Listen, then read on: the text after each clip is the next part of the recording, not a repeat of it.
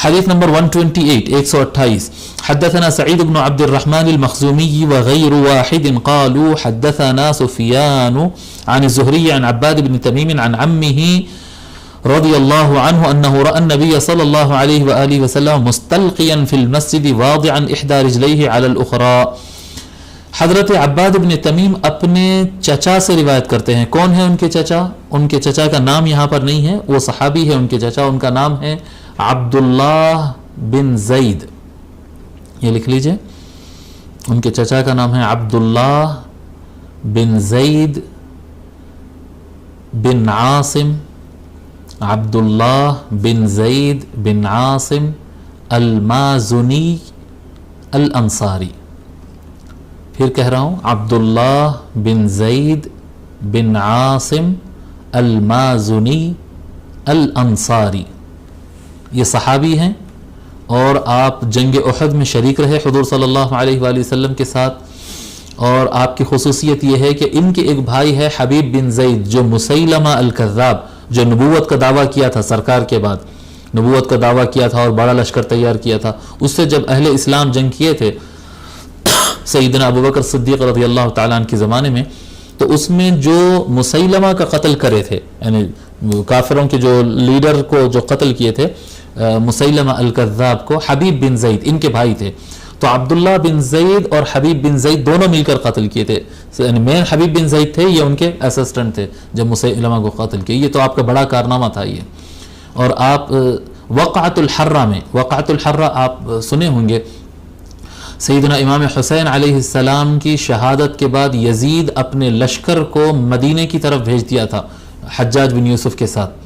مدینے کی طرف لشکر کو بھیج دیا تھا, اور پورا حجاج بن یوسف نہیں, دوسرا تھا لیڈر, وہ نام اس وقت میرے ذہن میں نہیں آ رہا ہے. بہرحال یزید جو ہے اپنے لشکر کو مدینے کی طرف بھیج دیا تھا, اور پورے مدینے میں قتل عام کیا گیا تھا, عزتیں لوٹی گئی تھی, قتل عام, آگ لگا دی گئی تھی. وہ جو واقعۃ الحرہ ہوا تھا جس میں سو صحابہ کو قتل کرے تھے, ہزاروں تابعین کو قتل کر دیا گیا تھا, وہ وقعۃ الحرہ. اس وقعۃ الحرہ میں عبداللہ بن زید رضی اللہ تعالیٰ عنہ بھی مدینے میں یزید کے لشکر کے ہاتھوں شہید ہو جاتے, یزید کے لشکر کے ہاتھوں شہید ہو جاتے.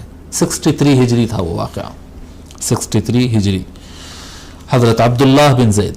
تو حضرت عبداللہ بن زید المازنی رضی اللہ تعالیٰ عنہ روایت فرماتے ہیں, کہتے ہیں کہ وہ نبی اکرم صلی اللہ علیہ وآلہ وسلم کو مسجد میں چت لیٹے ہوئے دیکھے. چت کہتے ہیں یعنی پیٹ زمین کو لگا کر, سینہ اوپر کی طرف جو رہتا ہے, پیٹ زمین کو لگا کر لیٹنا, چتے لیٹنا کہتے ہیں اس کو.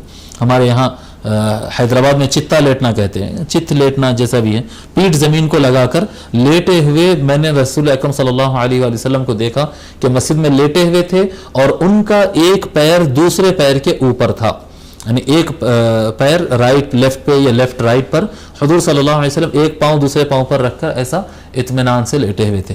ایک حدیث شریف ملتی ہے, یہاں پر اس کا ذکر نہیں ہے, میں ابھی کیونکہ مسئلہ سامنے آ گیا تو اس لیے بتا دوں کہ ایک حدیث شریف ہے کہ حضور صلی اللہ علیہ وآلہ وسلم لوگ کو ایسا لیٹنے سے منع کیے, اسپیشلی مسجد میں یا پبلک پلیسز پر ایسا لیٹنے سے منع کرے کہ ایک پیر دوسرے پیر کے اوپر ڈال کے لیٹنا, اس سے منع کیے حضور.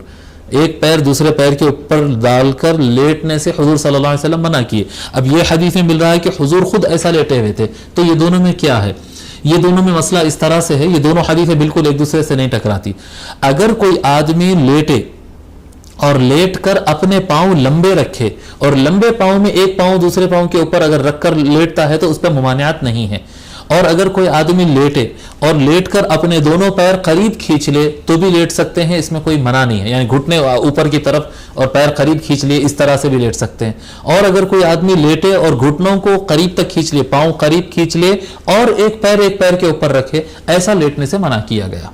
یعنی لیٹ کر دونوں پاؤں قریب کر کے کوئی ایک پیر کو دوسرے پیر کے اوپر ڈالے, اس طرح سے عوامی مقامات پر لیٹنے کی اجازت نہیں ہے.